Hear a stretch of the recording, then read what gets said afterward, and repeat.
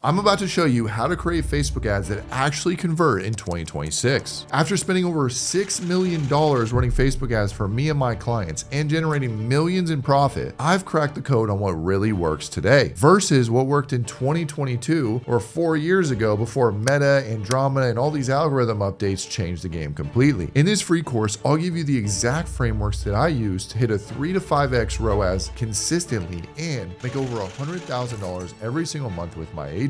Let's dive in. I'm going to go over probably one of the most important aspects to marketing, which is your core offer. This has changed my life in terms of advertising for the better, as I was one of the first people to run a pay-per-patient offer inside the medical space. I remember filming, shooting, and editing that ad, launching it at 12 o'clock at night, and then waking up to over 14 book calls on my calendar at like 7:30, 8 a.m. It was freaking insane. So in this video, I'm going to go over offers and give you guys some generalized advice to dial in your offers and craft that easy yes offer that gets your prospect to opt into your ads at the highest rate. So first and foremost, the offer shouldn't be what you sell on. It should be the thing that sets them over the edge. You don't want to rely entirely on an offer. And sometimes if you can sell successfully with good cost per acquisition without an offer, I would absolutely shoot for that. Now, for beginners, I always recommend removing some financial risk on your end. For example, saying like, we'll give you a full refund and we'll even pay you, or it's free and we work until it's free, or I'll give you $5,000. Like these crazy,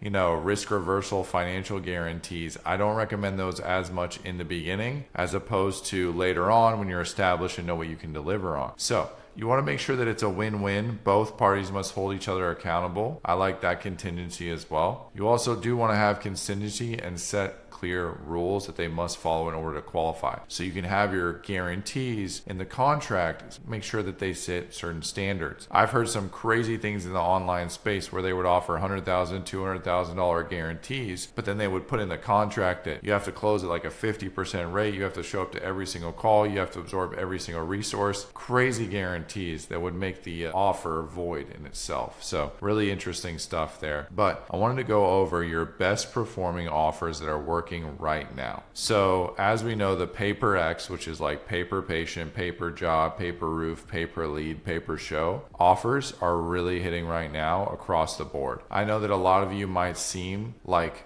these offers could be saturated or you've seen them multiple times, but you're in this industry. Your clients probably haven't seen them that much. Maybe the sophisticated ones are aware of them, but more than likely, if it still works and if it ain't broke, don't fix it. So I love the paper X paper patient offer because, for pros reasons, it's high volume. So it's likely to probably get you, the most amount of volume coming in. It sells the ideal outcome, which is really at the end of the day, they just want closed deals. They want what translates into revenue. They don't necessarily want leads as much or appointments or, engagement or views. They want actual closed deals. So the perception or the perceived likelihood of achievement, according to Hormozi's offer formula, can beat out a lot of the competitors as well too. Cons, you can't attract a broke and non-ideal clients. So if you run a paper X offer, you have to have a call out. There is no way I would run a paper X, paper job, paper whatever offer in 2025 without a front end call out, but must be also able to do an A/B close on the sales process. So I usually don't recommend this for beginners because it can be a little bit more advanced in terms of the sales process. You got to be able to run an A/B close. Some people call it a bait and switch, but it's an A/B close, which requires some sales prowess. Then you have your traditional guarantees. So this is like, we'll get you X amount of patients in X days guaranteed, or we'll get you X amount of revenue in X days guaranteed. I consider them more of your traditional guarantees. These are really easy to deliver on because you can set the numbers of those guarantees relative to what you can actually fulfill on in your service. And you can test different numbers easily. So you can always increase the numbers. You can still A/B close these on the back end, which is kind of an interesting thing. But if you're in a niche that's not as saturated, you can go for a traditional guarantee. If you're in a super saturated niche, the better your guarantee is going to have to be. So keep that in mind, right? Cons, not as competitive as paper whatever, paper patient, paper job, because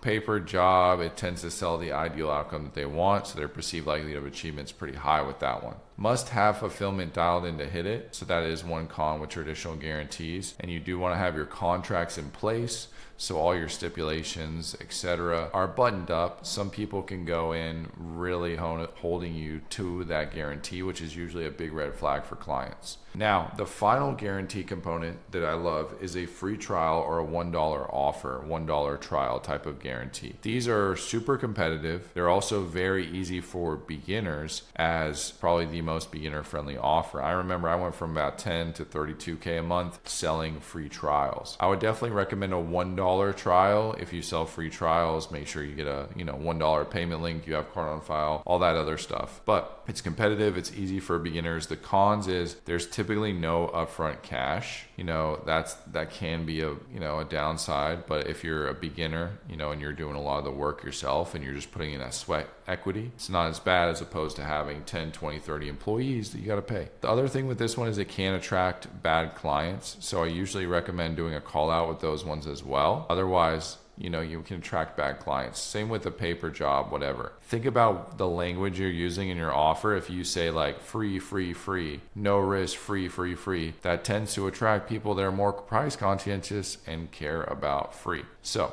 that's going to be huge. Now I break down each of these steps, going over like one, the big promise or the guarantees. I give some examples here that I want you guys to go through. Risk reversal philosophy that I pop into my guarantees. This is a really good one that I do want to touch on. You can say, hey, well, generate you X amount of patients in X days, or it's free, or we pay all your ad spend, or we give you a full refund. Some risk reversal aspects of it. What that will do is that will increase the perceived likelihood of achievement for your prospects. Step 3 that I think is probably one of the most important one is new is better than better when it comes to offer. So you want to have some kind of unique mechanism. You want to have some kind of brand new, packaging around it. Even if you're selling the same thing, you need to have some kind of differentiating factor as opposed to the ad or unique packaging. I remember we really blew up because we were the first ones to crack the code on TikTok ads for Kairos. So I was able to say in my ads, hey, you sick of running Facebook ads? Try TikTok. And that brought in a ton of traffic for us. And then we could, move them to other platforms as needed. So most importantly, you need to make your offer a true no-brainer and make it absolutely impossible for them to say no. And keep in mind that if you're in an untapped market, you can get away with a less aggressive guarantee. But if you're in a more aggressive market or a more saturated market, you have to be a little bit polished up with this. In fact, keep your offer pretty simple, test it out. And then again, the more aggressive offer guarantee is needed for a more saturated niche. This is some good feedback on offer. One thing I do want to leave you with is the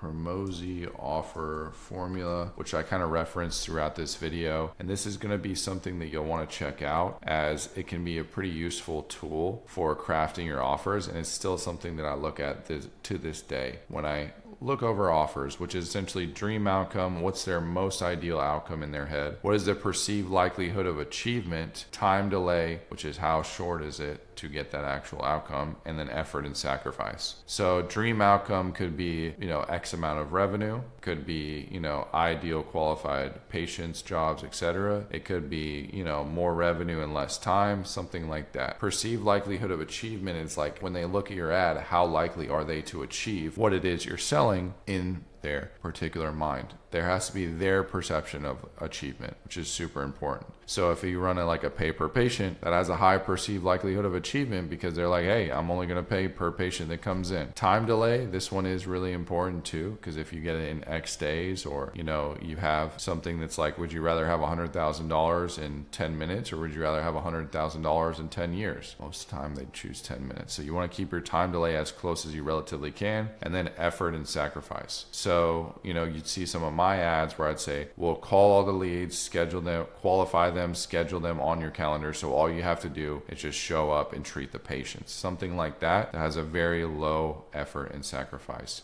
This is one of our ad accounts. I'll kind of dive through everything with you guys in particular. Let me first go out to a maximum viewpoint so you guys can see. We have 600 schedules, 70 schedules, hundreds of leads generated, another 100 schedules as well too. What I've noticed with this account in particular is this account is responsible for over 1,000 booked appointments. Imagine, guys, for a second, what 1,000 booked appointments would do for your agency. Imagine if you had 1,000 appointments booked in, even if you had a 10% close rate, it still translates to a crap ton of revenue. And that is why marketing is the most valuable skill in any business. You can fight me on this, I'll die on that hill. But I wanted to dive into some of the details as well too. You can see in this account, again, over 1,000 appointments generated in this account with different campaigns that we've tested, and also close to $100,000 in ad spend. So this is a well-developed ad account. Sadly, unfortunately, Big Daddy Zuckerberg shut this one down. It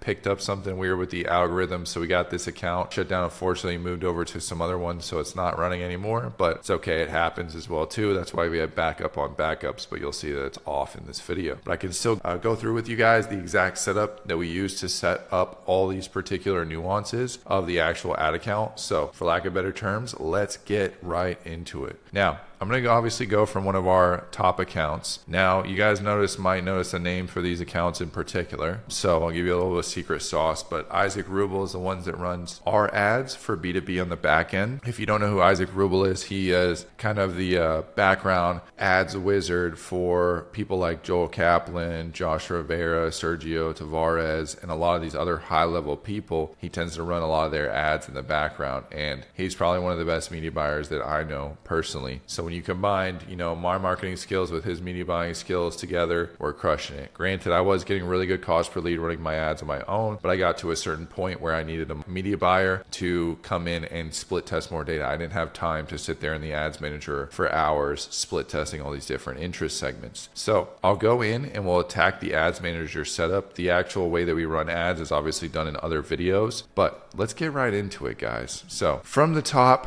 the biggest thing here too for campaigns is we run pretty much all of our campaigns these days are directly focused on booked appointments. We don't run any lead form campaigns anymore, guys. If you're just starting out, lead forms can be a cheaper way to get your feet wet and build some momentum if you don't have a couple $100s to spend on paid ads. But once you get used to having volume, you have a little bit more budget to play with, I do recommend optimizing your campaigns more so around booked appointments and not just leads. Because Facebook leads, a lot of people can just click on them randomly and the leads can come from all these other different components. Whereas when you run direct calendar booking campaigns, the Facebook pixel data feeds back with the Facebook pixel itself and lets people know, okay, these are the actual people that are booking appointments. Let's optimize the ads for those people. So it's definitely a different system, but it gets the pixel to optimize more so for people that are closer to the buyer's journey or more high intent, more quality leads, etc. The biggest thing in campaign setup, you're just setting up if it's, leads essentially, or if it's a lead form, or if it's a conversion event on a website for a calendar booking. Those are going to be 99% of the time you're either running lead forms or you're running calendar bookings. The biggest thing I would say for this section is the campaign level of the ad sets. We keep advantage campaign budgets off. I think campaign budget optimization is absolutely trash from what I've experienced on the back end. We've tested it out, but we don't run any campaign budget optimizations. It's only at the ad set where we optimize budget. So if we have a $300 a day ad budget, I'm running 3 ad sets at $100 a pop, not running a $300 CPO campaign. We don't do that. Now, getting into the actual ad sets.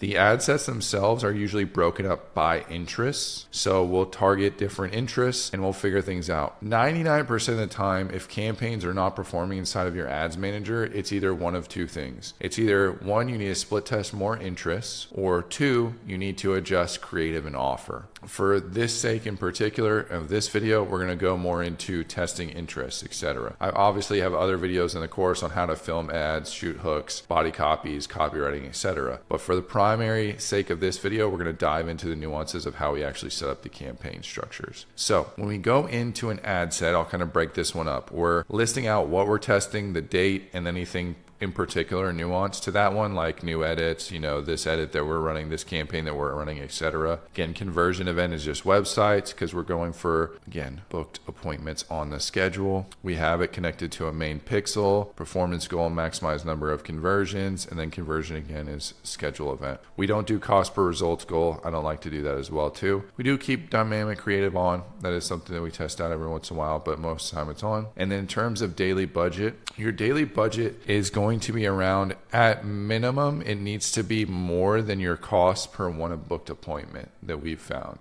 So at absolute minimum, ideally, it's double the cost for a booked appointment. So ideally, if we're getting $60 booked appointments, we want to set the daily budget at $120 a day. That's how we like to break ours up and kind of go off of theirs. We don't set any start dates on or end dates on the schedule in particular. We do obviously start them at a certain point, but we don't set rough, strict end dates or anything like that. I don't run on weekends or try to optimize. That stuff doesn't really matter. Now, fun stuff in terms of the audience. This is probably where 90% of your actual results are going to come from in terms of targeting actual interest groups rather. So one thing we're big on is we turn Advantage Plus audiences off. I'm really big on that. We want to tell Facebook who we want to go to. We're more advanced. It's kind of like the dad that goes to Home Depot and the cashier comes up to him, or the helper comes up to him. He's like, "Hey, do you need any help?" And the dad says, "I know more than you." It's kind of like that with Facebook. Now we've gotten pretty established to this point. So we'll test around and we'll play around with a couple different things in particular. Big thing is locations. We run all of our ads to the US. We run to Canadian markets and UK markets before, but we've noticed that those leads are less likely to buy. They're cheaper. They tend to try to negotiate for cheaper prices. Like it just is what it is. So we pull that back in particular. We don't run to any Canadian budgets anymore. Age range, we place around with this too, but usually we'll do like the lowest end range, and then I'll usually stop 65 plus, but for this one we were testing it out. Gender, if you're dealing with like a roofing agency, probably 99% of them are men, so that's when you might want to fix gender, but we have quite a few female chiropractors in our program, so we run to both. Now, the nitty gritty of it is, in particular, the interest that you pick up. This is probably the most important part of actually running these ad sets. And here's the thing. There's no right or wrong answer to your interest. The only correct way to find what works is you have to split test. So when in doubt, test it out. As good marketers, again, when in doubt, test it out. You will play with a lot of other things. You can also play with open targeting. If your ads call out your ideal niche, hey chiropractors, hey roofers, hey real estate agents, and your area and your ads call out your specific niche, this can help a lot in terms of open targeting working for you. So open targeting does work for some niches. With our niche and chiropractors in particular, it's pretty easy to target chiropractors specifically on these pages. So what we can do is we can say doctor of chiropractic, alternative medicine chiropractic doctor, chiro physician. We also target some chiropractic schools, which is nice for the medical niches. If you have like dental agency, this can be nice as well too. But a lot of it's around chiropractic relative interest. Now,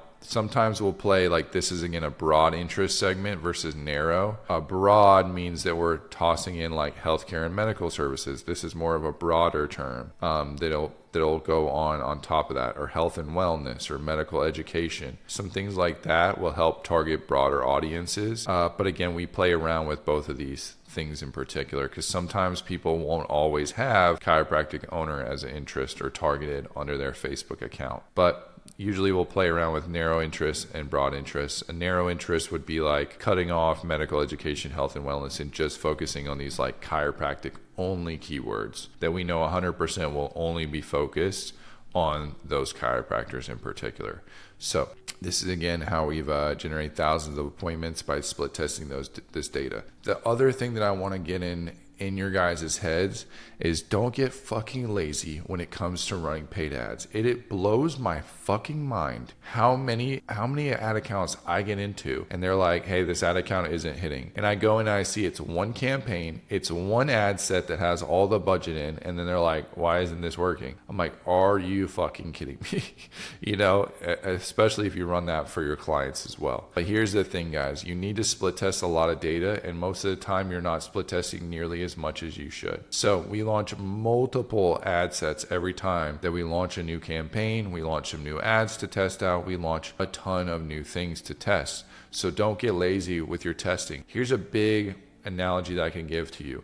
You might go in through all these broad interest targeting. If you launch one ad set and that doesn't perform, you're going to look at this ad set and you're like, all right, these targeting methods didn't hit.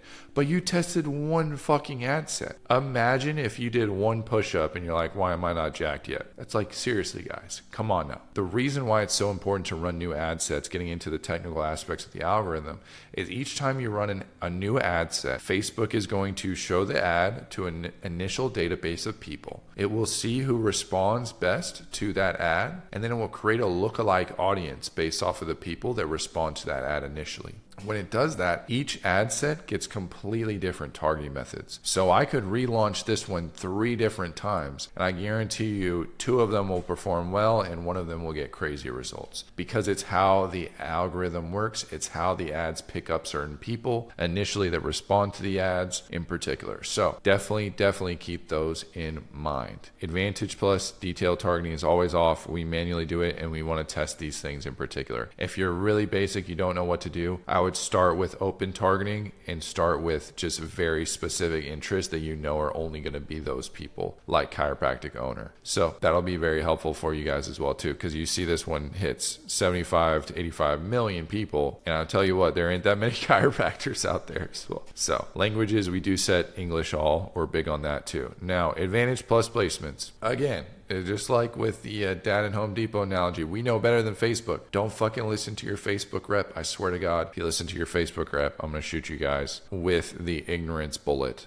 that's going to hit you guys. So how we set up our ads. Now, as you guys know, we run really high quality video ads. We're known for running some of the best video ads in SMMA or the marketing agency space. So when we set up our campaigns, they are optimized around video ads. If you run graphic ads, your setup around your placements might look a little bit different than ours. Now let's kind of go into how we set ours up. Keep that in mind again. We're doing Facebook and Instagram only. We turn off audience network for basically everything. It's trash placements. And we are only going with pretty much Facebook feeds, Instagram feeds, stories, and reels. That's it, guys. We don't do the in-stream stuff. In-stream, you'll be like, oh, ads on reels, that's reels, right? But then this is not the ad. This right here is the ad. So if you're running a video ad, why the fuck are you paying Facebook to get your video in this small little box in the bottom? Again, if you just turn this on off, you're going to get really crap results. So when we run vertical video style ads, we only want them to be placed where vertical video style ads are naturally placed, which again is your feeds, stories, and reels. That is all that we run. If you run graphic ads, you can play around with some of the other ones in particular. But again, most of the time when we run graphic ads, we still do pretty similar placements as well. So keep that in mind. That's a very important, this is one of the most common mistakes that I see, is people using Advantage Plus placements and not choosing manual, going through feed, stories, and reels. Definitely want to clean that up if you're not doing it already. Okay, so that's everything for the interest-based segments or the actual ad sets. Let's get into the actual ad itself and how we set that up. Ads in particular, this one could be a little bit more organized, and having this one pop in,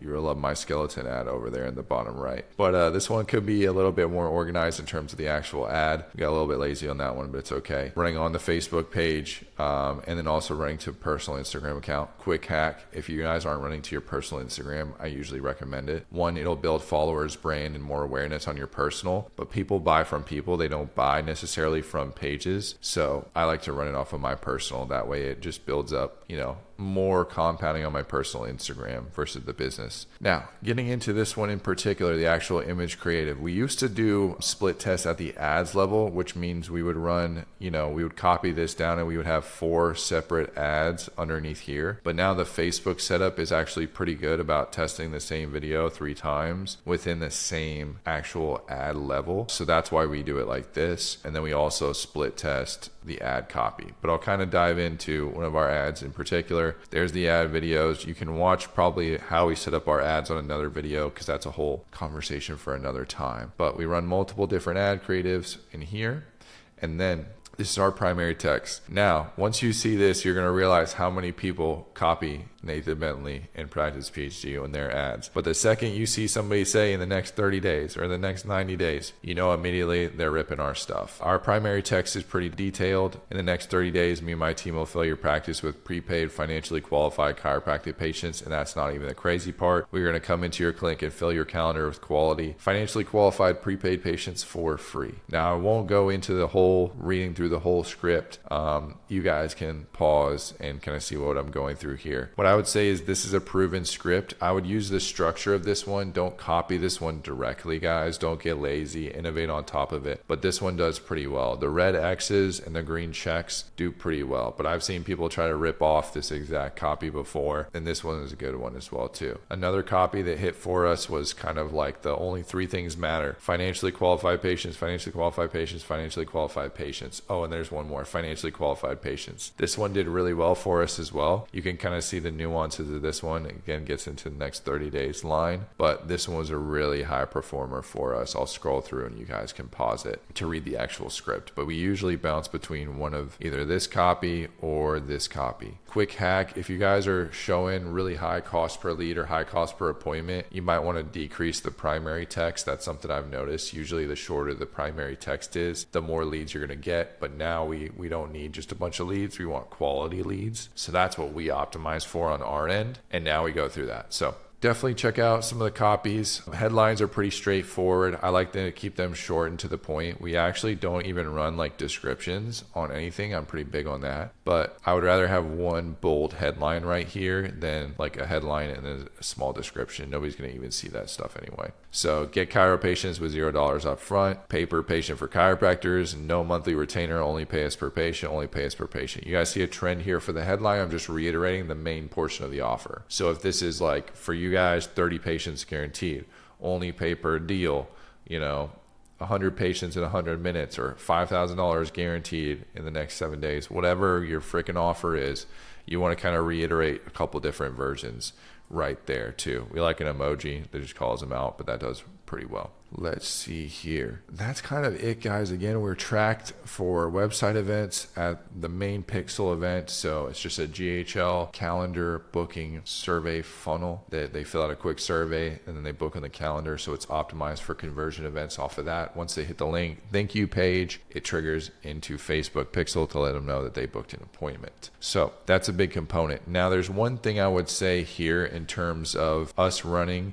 direct calendar booking ads. You guys might get to this step and then run lead form ads. So I'll tell you really quick, if you're running lead form ads, what I would look out for in particular. When you run lead form ads, if you're not running a direct calendar booking ad, you want to be really optimized for having the least amount of barriers to entry as possible. So you really need to focus on getting as much volume as possible at first. So what we'll do is we'll remove the greeting section in lead forms and we just want name, phone number, and email. You want to get flooded with those. Then you can start adding a qualifier. Do you do at least X amount per month? Do you service these type of patients, etc.? So we want to handle that whole entire process as streamlined as possible. Focus on volume in the beginning from your lead forms. So decrease that information. Don't make it multi-step. The more they have to click through on the lead form and go to page 1, go to page 2, go to page 3, go to page 4, 5, the more likely they are to drop off at one of those points in particular. Now, if you get flooded with really low cost per lead and you want to add more filters, that's when you can do that. But focus on volume first and getting absolutely flooded, and then you can start getting picky and choosy with who you actually want to submit your forms. Another big thing I see at the lead form level is the actual next step. So you'll have the lead form, it'll say the name, phone number, and email, maybe one qualification question, and then they click through. But then when it gets to the end,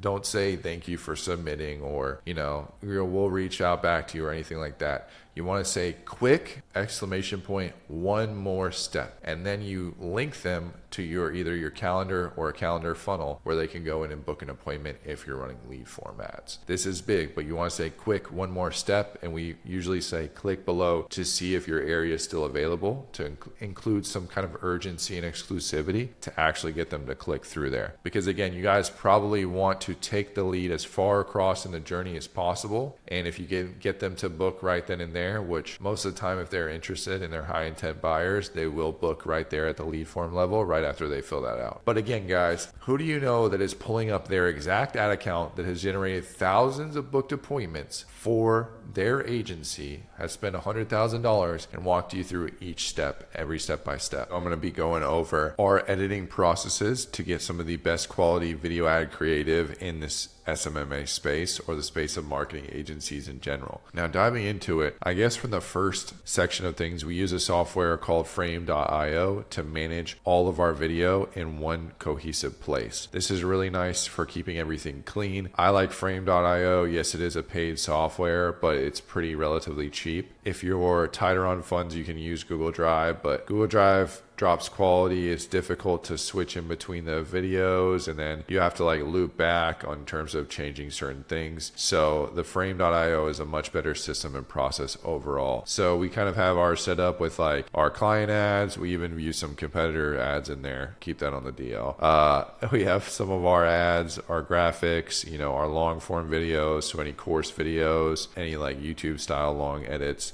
Reels go in a section, as well as other ads as well too. And then of course our Steal My Agency videos are in there as well. Now, when we organize Frame, we like to get everything uploaded from the videographer. They typically film the video on a high quality camera, pull the clips from an SD card, plug it into their computer, drag the clips into Frame. If I'm filming by myself, same thing. So when we drag the clips into Frame, they'll look something like this, where we go into the actual section. They'll have like the wave, which is the audio file, because we record audio separately, and then it'll have just the raw files here and there of the actual videos that we film. Now, when we're using a Frame.io, I like it much better because you can open videos, you can look between different clips really quickly, which I like in terms of video management, and the quality is really good versus Google Drive can drop quality sometimes. So we want the best quality always in our ads. Now, we use Frame as a base. Again, you can use Google Drive as a free service. Our editing softwares that we always have our editors use is usually Premiere Pro for 90% of them. Sometimes they can use Final Cut or DaVinci Resolve. They also want to be, versed in other aspects of the Adobe Creative Suite, like After Effects and some of those other softwares that shows that they're more established in a video editor. They're not just a point and click editor. It's pretty basic. You can get AI tools to do basic edits like that nowadays, but we want the top of the top. So when we get our video editors, I'll go over another video in the hiring and operations process as to how we actually hire editors. I'll show you our job descriptions, our hiring funnels for that, and then as well as what we do to test them out. But let's say that you already have a video editor and you're producing quality creative beyond that point. Again, we use Frame. We like to roll everything through Frame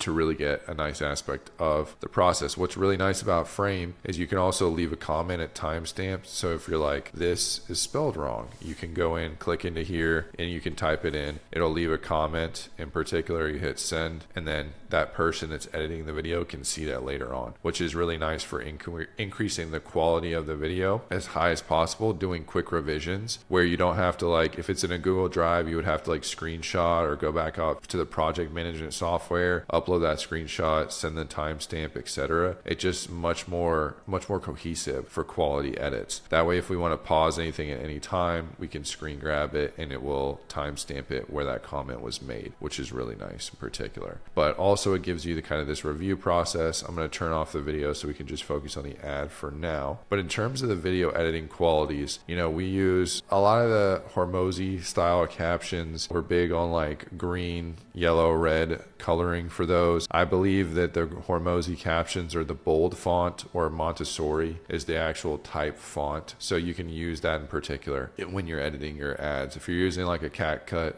because you're editing the ads, I totally get it. You can upload those in particular right over there as well. But in terms of our actual editing styles, I don't like to have too many words at once. I like to kind of, go word for word almost, 2 to 3 words max on the screen at a time. And then we go in and added some graphics. Like this is a graphic that the video editor added that overlays everything as well too. So it's like when we're shooting money through the money gun, it floods through. It's these little touches in the graphics like this that make a big difference difference in terms of your perceived quality of the actual ad. You can also see in the background of the ad, we have this nice background. The editor was able to pull this, even though we're not shooting on a green screen or anything like that, the editor was able to create a nice background as well too. Basically, in the ads, you want them hyper edited, you want them really quick, you want them to the point, which leads me to probably one of my biggest number one hacks for ad editing is anytime you have your video editor edit your ads, have him increase the speed of the ad to 1.2, 1.3x speed before he exports it. That's the biggest hack I can give you guys. If you learn one thing today, increase the speed of your ads from 1.2 to 1.3x speed. What this does is that literally will cut off 20 to 30% of your runtime of your ads, which means they get to the call to action quicker. Every single video you see me produce has been sped up 1.2 to 1.3x speed. We do that, you get to the point quicker, you digest information faster, you cannot tell a difference. You don't want it to sound gargled or like they're underwater or robotic. That means you're going too fast based on your editing software, but that's such a big hack. I can't even get into it as well. But now this is where it separates kind of like the mediocre editors from the really good editors, is their ability to go into the background, add graphics, moving, in the background. Transitions are big too, how they can handle transitions and change things up. So you see he could handle a transition of me going here and it was like a smooth, pop up back to normal. And then there was again this like great gradient background. Like these are just little touches that make a big difference in terms of the overall quality of the ad that you edit. Yes, you can just run basic Hormozi style captions and then quick edits, but I don't think that's really enough these days to stand out. This one's a really cool one. I like the text behind me. That one does really well for us as well too. So when we say like this has never been done before, it rotates behind my head. Again, he has to do that, I think, in another software and then loop it back in, which shows the quality of the video editor and his arsenal of tool belts to be able to use multiple softwares in once. This is another really cool, again, background transition where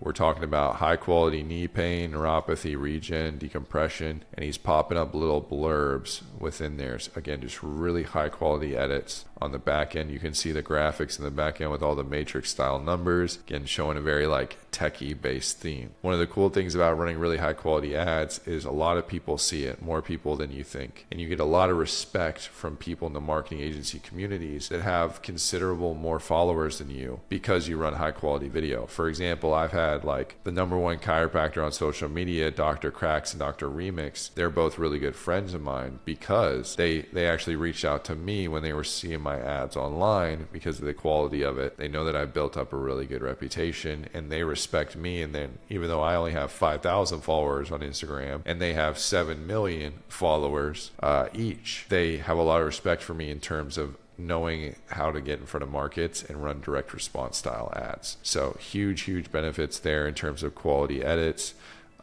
In particular, transitions are really big. What you want to do is you'll kind of create SOPs and systems and processes and then allow them to be creative off of that. I'd say 80% of it is SOP and templatized, like your color grading, your transitions, cutting out and thes, cutting out any fluff airtime, speeding things up. Those are things that are done every single time to every single video. But then there's the creative things beyond that, where it's like, hey, I'm testing this out. What do you think? Or I'm testing this out. What do you think about this? And refining that process. Give your editors creative range, about 20% of it, to go off and innovate. You want them to push their boundaries. You want them to push forward as well. But, just a couple of treatments of the services, it's just really dialed in particular. There's a young Nathan, again, highlighted. He pulled me off of that base image and now I'm floating like this again, stuff that takes just a little bit of extra time. It's really nice in particular. There's also one that we did, which was like a hook where, chiropractors. Did your marketing use a big shock?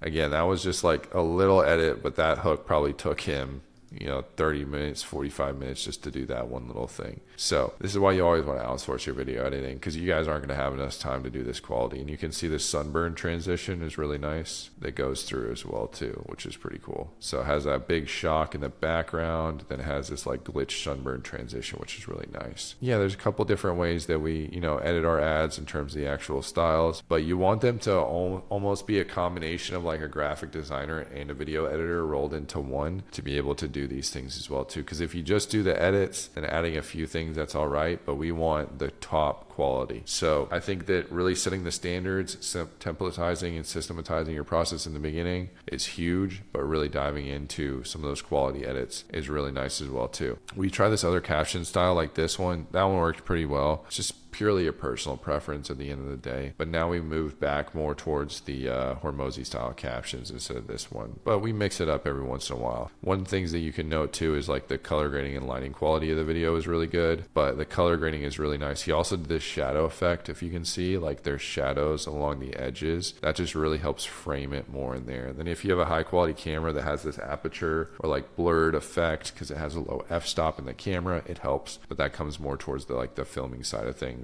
as well too. Stock footage libraries are nice too. You want to get your video editors hooked up with stock footage libraries so that you can pull from them. I'm just waiting for Sora, the AI tool where we can pull all this stuff for free. That's going to be fucking insane, and we're really hyped about that. But for now, start building up a repertoire. We have a frame.io section with a lot of like base stock footage that we've used, because chances are if you pull a video clip from a stock footage software like a Shutterstock or Envato Elements, we use a couple of them in particular that you can pull in that data, and you have a big repertoire of stock footage, and then also building up your personal B-roll footage, and it just has one cohesive place where you can probably multi-use things in particular. But again, transitions are quality, the switches to stock images, having things like that attention in the background is really cool too for grabbing attention. Just these little things, like you notice at the end of this graphic, there's like a little shake in terms of like this transition, like little stuff like that that just goes above and beyond. Guys, when it comes to your B2B ads, I know how it feels when you just film some fresh B2B ads and you're like, I need these ads out yesterday. So you'll be pushing your video editor to get them out as quick as possible, but quality edits do take time, and this is where I want the most quality to go. I hope this kind of helps dial into some things. I'm also going to give you some feedback as well too on one of our setups, which is how we actually set up our content team. So this is in ClickUp. We have a dashboard called the content team. This is where we run ads, and then we run our clients' ads all into one platform. I suggest getting 2 video editors, one for your B2B ads, because it's probably going to be, that guy's going to be way more high quality and way more expensive. And then one for your client ads if you edit clients' ads, because the client ads, you can edit those for $10-20 a pop. Really templatized, straightforward, whereas your ads have more graphics, more creative, more back-end stuff that really takes some time. Now we manage it in this one, open, in progress, and then we keep templates. So when we film an ad, I just duplicate this ad template, and then it has all the subtasks created up underneath them for the SOPs, like color grading, increasing the time, moving it up to 1.2, 1.3x speed, transitions, just all the checklists of stuff that needs to happen. Now that you know how to run killer Facebook ads, you need to understand that just running ads isn't enough to scale your business to 7 figures. There's a fundamental shift happening right now in the way that traditional agency owners must adapt into an AI-driven agency. So check out this video where I show you how to stop selling traditional SMMA services, start selling AI strategies instead if you want to actually build a high-profit, lean and mean agency that takes advantage of the AI gold rush.